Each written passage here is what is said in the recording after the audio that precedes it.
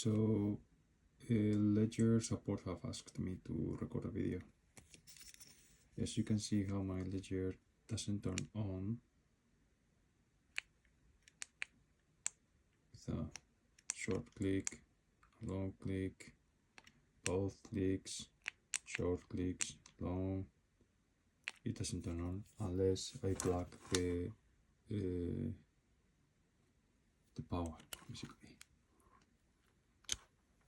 If I plug the power, let me do that again.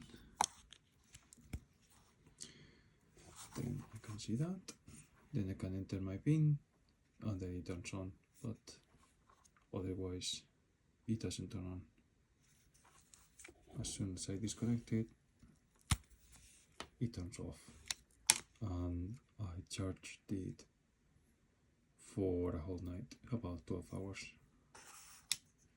So basically the battery is dead. I would like to be